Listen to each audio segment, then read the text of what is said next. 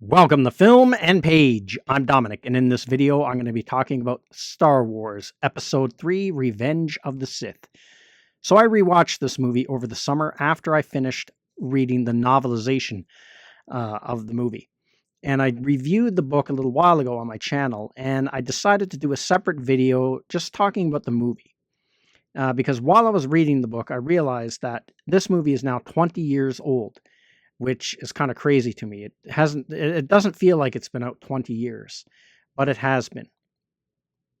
So I thought I'd do a video just talking about my thoughts on the movie now after all these years and how things have changed as far as Star Wars is concerned from then to now. So I remember when this movie came out, this was the one that I was really excited for. This was the one I was waiting for.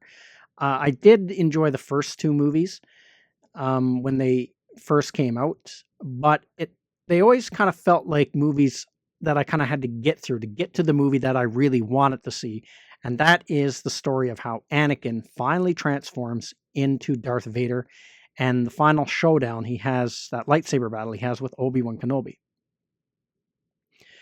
And back in those days, The Phantom Menace was a really hated movie. It was really hated. I think The Last Jedi kind of overtook it as far as hate goes in modern times. But it was a very hated movie, and the prequels were, really criticized heavily. But I think this one fared the best as far as criticism goes. A lot of people like this one. I myself think this is easily the best one of the three. It's the one that I enjoy watching the most.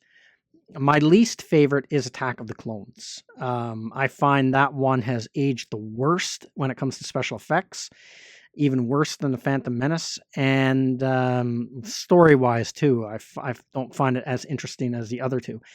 And The Phantom Menace is the one that I am most nostalgic about. I have I get the warm and fuzzies when I watch that movie now.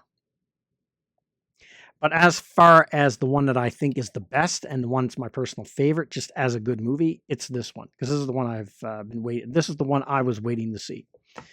Now, it seems in recent years, since Disney acquired Star Wars and the sequel trilogy came out, these movies have been looked upon in a new light by maybe some fans who criticized them pretty heavily over the years.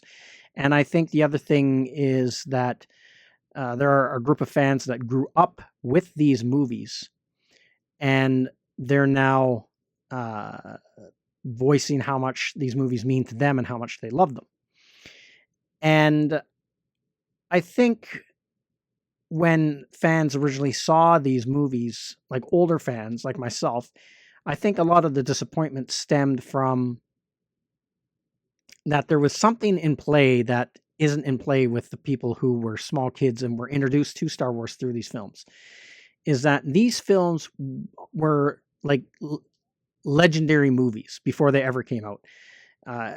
As far back as I can remember, like the first time I saw Star Wars and Empire Strikes Back and Return of the Jedi, I remember hearing talk that these movies were going to come out next. I had an older brother, and he would say, yeah, they're going to make the movies that show how Anakin Skywalker becomes Darth Vader. And it's going to take place before these movies. So I heard about these movies when I was very, very young. Like as far back as I can remember, as far back as I can remember watching the original trilogy. I also can remember hearing about when these prequel films were going to come out. And the talk kept going year after year after year. And eventually, official news started to come out that these were a thing and they were going to be happening. So these movies were built up in fans' minds for a long time, like 17 years between The Phantom Menace and Return of the Jedi, I think. So it was going to be a tough thing to do to please fans at the time. Now, my view on these movies today is they have grown on me more than how I initially received them. But I don't turn a blind eye to their faults. They do have their faults. They are flawed movies. And I will always maintain that I think these movies could have been much better than what they actually were. But, you know, it's water under the bridge at this point.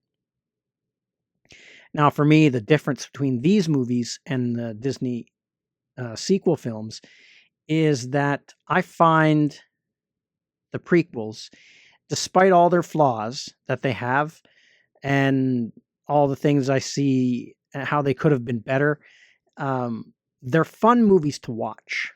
Where the sequel trilogy, I find they don't have the same rewatchability for me. They have a lot of characters I don't really care about, and they don't really do a lot with the legacy characters. You know, The Last Jedi kind of makes a mockery of Luke Skywalker, which is a talking point that has been pounded to death over the years. And it's almost like some of the writing in those movies were kind of spiteful. Not so much, not really The Force Awakens, but definitely The Last Jedi. It was almost like a finger into the eye of fans, the way it was written. That's how it came off to me anyway. And then The Last Skywalker was just this jumbled mess that tried to fix the damage that The Last Jedi did. And so anyway, so for me, they don't have a lot of rewatchability, and they're just not fun to watch. I find The Force Awakens, like, it was okay when I watched it the first few times, but the third time I found it boring. And then The Last Jedi was insulting, and then The Rise of Skywalker was just plain bad. But the prequels, I have fun watching them.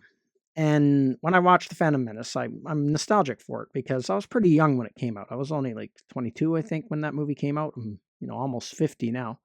And I was excited for each one of them that came out.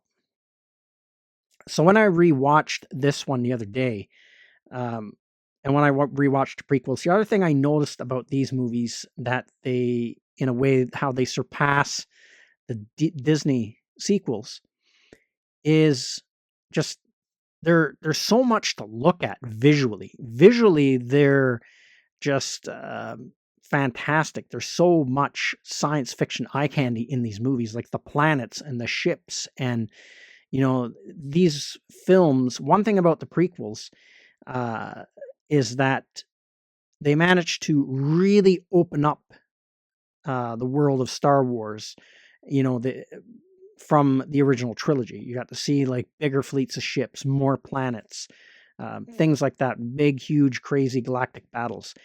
And the opening sequence of this Star Wars movie is just fantastic.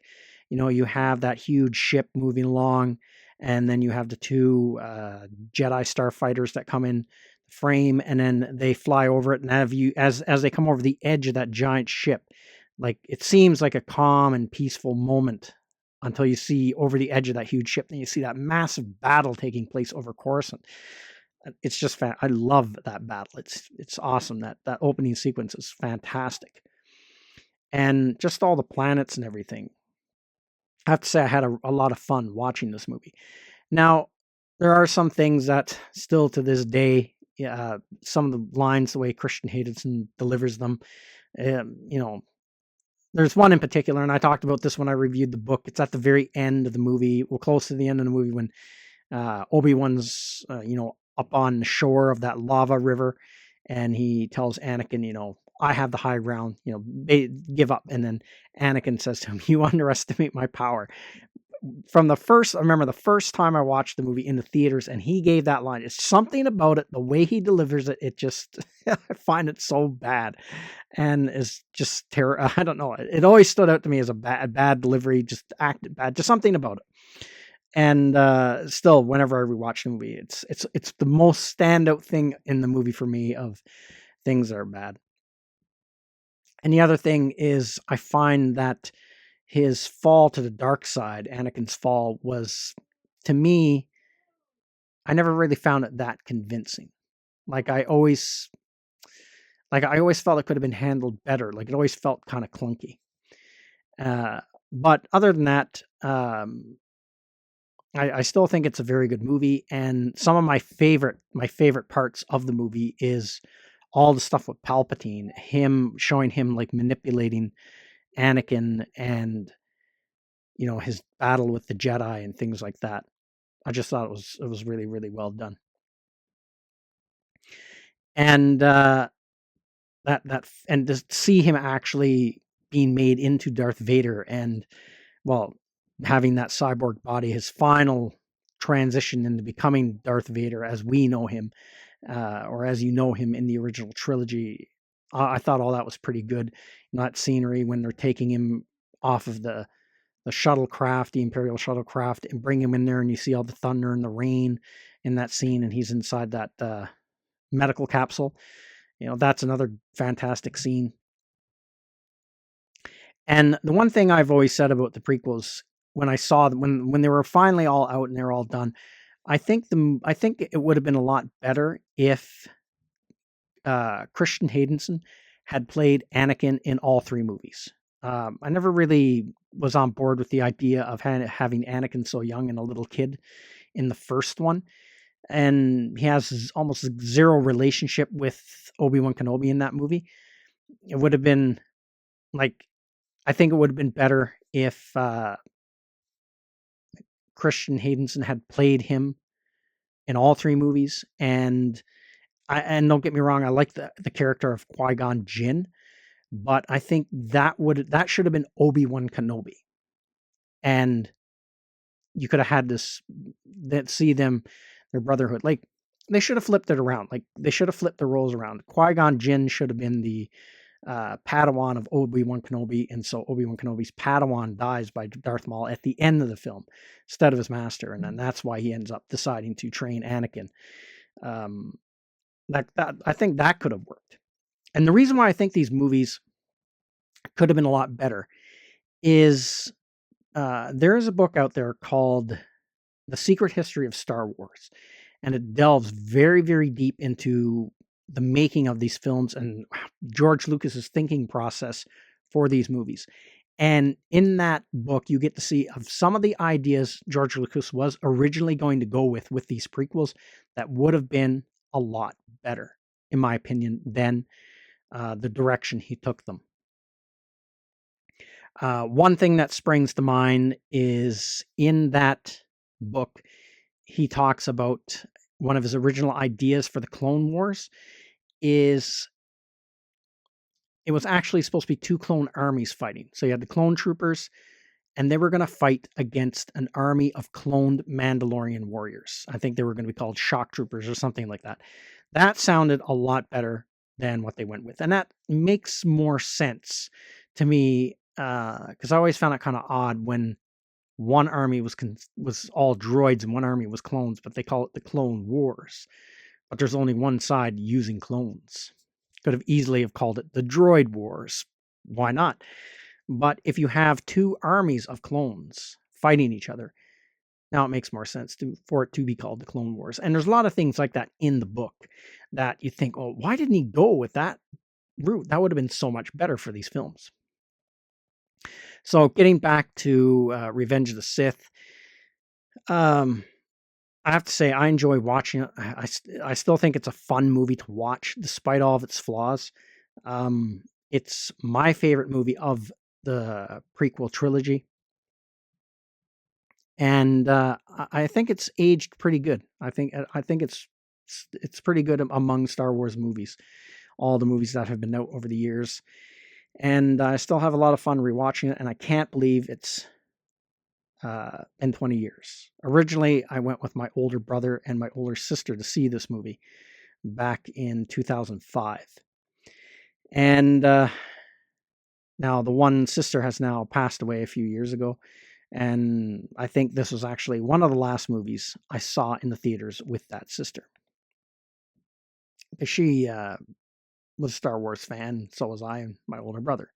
So you always have those kind of memories attached to these types of movies as well. So, I mean, it's pretty amazing that it's already 20 years old. And it's kind of scary at the same time. Even scarier, The Phantom Menace is going on 30. It'll be 30 years old in a few years. That's kind of crazy to think about as well. So that's everything I have to say in this video. Let me know what you think in the comments section, and I will see you at the next one.